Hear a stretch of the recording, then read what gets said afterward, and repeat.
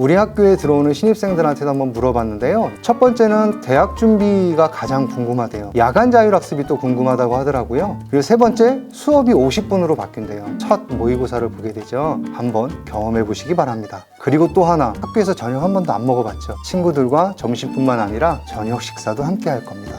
얼마나 맛있게요? 얼마나 맛있게요?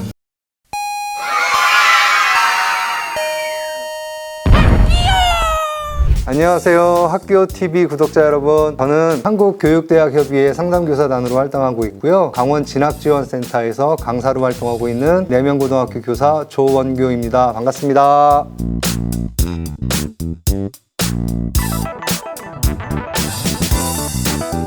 네, 질문. 네. 선생님 별명이 뭐였나요? 근데 옛날에 별명이요? 이거 얘기하면 안 되는데? 제가 수입 와서 둔상이었어요. 둔상. 옛날 겨울연가. 춘상. 춘상. 춘상.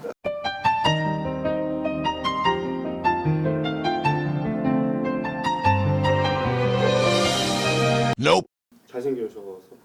그냥 제가 강요를 해서.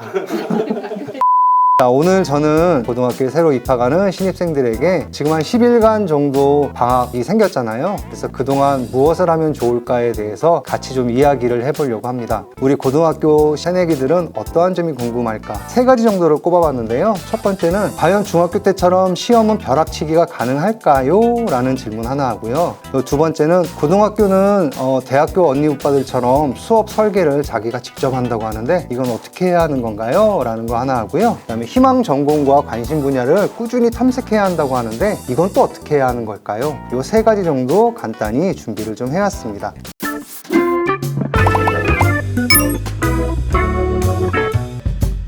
자, 그럼 첫 번째 질문부터 이야기를 해볼게요. 중학교에 비하면 정말 어마어마한 학업량이 가장 큰 차이이지 않을까 싶어요. 가장 여러분들이 이해를 먼저 하셔야 될 건 절대평가와 상대평가라는 이야기예요. 여러분들 중학교 때는 절대평가로 아마 시험 성적이 나왔을 거예요. 여러분들이 어떠한 과목을 시험을 보면 예를 들어 100점부터 90점까지는 A 이런 식으로 5단계 척도로 점수를 냈었죠. 근데 고등학교는 상대평가가 기준입니다. 상대평가라는 건 뭘까요? 내가 많이 알고 있는 것도 중요하지만 내가 다른 친구보다 얼마나 더 많이 알고 있는가가 중요한 거예요. 왜 고등학교는 상대평가일까요? 고등학교의 시험의 가장 큰 목적은 등수를 내는 거다 보니까 아무래도 시험 범위도 넓어지고 문제 유형도 굉장히 많고요. 또 깊이 있는 공부의 내용을 평가해야 되는 것들도 많기 때문에 시험이 굉장히 어려워지죠. 그러다 보니까 중학교에서 여러분들이 시험 볼 때 하루 이틀 전에 벼락치기 했던 공부들이 고등학교에서는 절대로 통하지 않을 겁니다. 아마도 적어도 4주 전, 5주 전부터 체계적인 학습에 의해서 공부하는 것이 중요할 것 같아요. 그래서 가장 큰 차이점 하나, 고등학교에서는 꾸준한 학습 준비가 중요하다. 그럼 고등학교는 내신 성적, 점수 결과만 중요할까요? 아니요, 그렇지 않습니다. 친구들 혹시 학생부 종합전형이라는 이야기 많이 들어보셨죠? 줄여서 학종이라고 이야기하는데요. 학종이라고 하는 전형에서는 신입생들을 뽑을 때 교과 내신 성적이 가장 중요하긴 하지만요. 그에 못지않게 또 중요한 것들이 있어요. 과정도 굉장히 중요한데요. 수업 시간에 내가 수업에 얼마나 열심히 참여했는지, 또 수업에서의 활동, 내가 어떠한 모습을 보였는지에 대해서 과목별로 선생님들께서 다 하나하나 보시고 생활기록부에 다 글을 올려주세요. 이러한 것들도 굉장히 중요하고요. 또 수업 중에 활동에서 과목별 수행평가를 얼마나 잘 진행하고 있는지도 굉장히 중요하게 판단을 합니다. 그것뿐만 아니라 창의적 체험활동이라든지 독서활동 등을 통해서 자신의 진로와 자신의 적성과 관련된 내용들이 많이 기록이 되는데요. 이렇게 고등학교 시험은 결과만 중요한 게 아니라 과정도 굉장히 중요하니까요. 성실하게 임하시는 게 정말 좋을 것 같아요.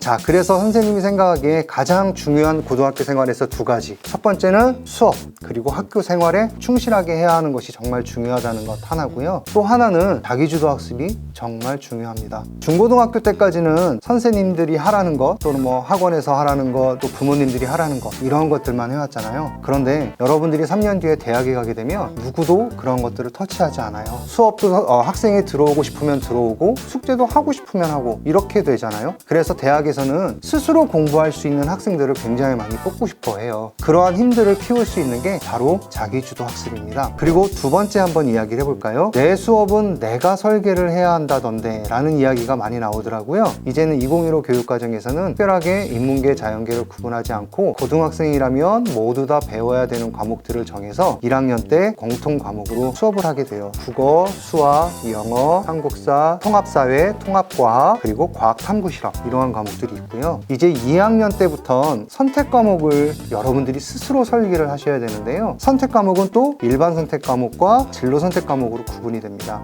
일반 선택 과목은 공통 과목에서 배운 내용들을 좀 더 심화 있게 공부를 하는 건데요. 이것도 교과별 학문의 기본적 이해를 바탕으로 합니다. 근데 반대로 진로 선택 과목은 뭐냐면 여러분들이 앞으로 대학 가서 공부하게 될 여러분들의 어떤 관심이나 적성에 맞는 그러한 과목들을 아주 심화된 과목으로 공부하게 되는 게 바로 진로 선택 과목이에요. 교육부에서 선택 과목 가이드북이라는 것들을 제시를 해줬고요. 또 강원도 교육청에서도 2018년도에 선택 과목 안내서를 만들어서 모든 학교에다 배포가 돼 있는 걸로 알고 있어요. 자, 그런데 혹시 이런 경우들이 있죠. 예를 들어 내가 경영학과를 가고 싶은데 경제 수학을 듣고 싶다. 그런데 우리 학교에서는 그 과목들이 개설돼 있지 않아요. 그러면 어떻게 해야 되는 걸까요? 방법이 몇 가지가 있어요. 첫 번째는 인근에 있는 가까이에 있는 학교에 가서 그 학교에 개설된 과목을 함께 듣는 학교 간 공동교육과정이라는 게 있어서요. 이것들을 활용해 보시면 좋고요. 학생이 공부할 컴퓨터에 캠을 설치해서 선생님이랑 실시간에 마치 교실에서 수업하는 것과 같은 그러한 형태로 선생님에게 질문도 할 수 있고 선생님의 피드백도 바로바로 받을 수 있는 쌍방형 온라인 교육 과정이 있으니까 이것들을 함께 이용하셔도 될 거라는 생각이 듭니다. 자, 그러면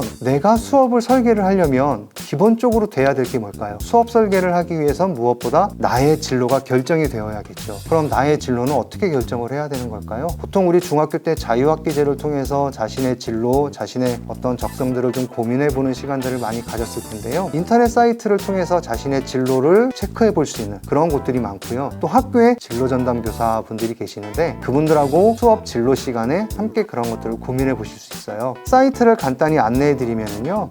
커리어넷이라든지 워크넷을 통해서 본인의 소질과 능력들을 좀 파악해 볼 수 있고요. 대학에는 어떠한 학과들이 있고 또는 그런 학과들을 통해서 나의 직업은, 나의 진로는 어떠한 방향으로 나아갈 수 있는가 이런 것들을 알아볼 수 있는 사이트들도 있어요. 어디가라는 사이트가 있습니다. 어디가라는 사이트를 통해서 우리나라의 모든 대학의 정보와 그 대학에 설치되어 있는 학과의 정보들을 알 수 있고요. 자, 또 하나 저는 아직까지 진로를 선택하지 못했는데요. 이런 친구들이 있을 거예요. 내가 진로를 설정하지 못했다고 하더라도 내가 좋아하는 과목들이 있잖아요. 그 내가 좋아하는 과목들을 선택을 해서 수업을 듣는 겁니다. 그 좋아하는 과목을 통해서 자신의 진로를 선택해보는 그렇게 거꾸로 가는 과정들도 있기 때문에 저는 1학년 때 진로 선택을 하지 못했는데요. 그래서 저는 어떻게 수업을 설계해야 될지 모르겠어요 라고 하더라도 여러분들이 좋아하는 과목이 무엇인지 그 과목들을 중심으로 해서 수업 설계를 해 나가셔도 될 겁니다. 자, 그리고 또 하나 말씀드릴게요. 아무래도 대학의 입학 관계자들 또 대학 학과 선 후배들과 직접 이야기해보는 게 가장 좋지 않을까요? 그런 기회가 있어요. 저희 강원도 교육청에서 진행하는 강원 진학 박람회라고 하는 건데요. 해마다 5월 달에 진행을 했었어요. 올해도 역시 진행을 합니다. 올해는 5월 달이 아니고 6월 달에 진행을 할 거고요. 여기에 오시면 강원 진학지원센터에서 근무하시는 선생님들께서 대학에 대한 기본적인 대학 입시에 대한 강의도 들으실 수 있고요. 학생 여러분들과 직접 상담도 해주시고 그러한 시간을 통해서 자신의 진로를 한번 고민해 보시는 기회가 될 수 있을 거라 생각이 듭니다. 자, 이제 어느 정도 이야기가 끝나가는데요. 제가 몇 가지 광고를 좀 해드릴게요. 강원도에 모두 9개 권역에 12분의 대입 지원관님들이 계시는데요. 그분들하고 여러분들 언제라도 1대1 대면 상담을 해보실 수 있어요. 강원 진학지원센터라고 지금 화면에 탁 나갈 겁니다. 거기 밑에 보면 주소가 나가 있죠. 진학.gw.go.kr 이 진학지원센터 홈페이지에 들어오면 가운데에 대입지원관 상담 신청이라고 하는 메뉴가 보이실 거예요. 그거 통해서 온라인으로 직접 상담 날짜와 시간을 정해서 상담하실 수 있고요. 대학과 관련된 또 고등학교 생활과 관련된 많은 정보들이 매일매일 탑재되고 있으니까요. 여기 와서도 좋은 정보들을 많이 얻어가셨으면 좋겠습니다. 자, 어느 정도 궁금증이 좀 해소되셨나요? 여러분들이 이제 준비해야 될 내용들이 무엇일지도 좀 알고 계신가요? 제가 다음번에 모의고사와 관련된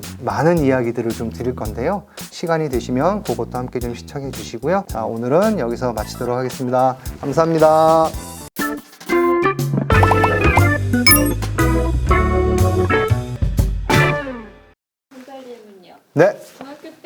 안 하고 놀았는데 고등학교 가서 시작해도 늦지 않나요? 늦지 않죠.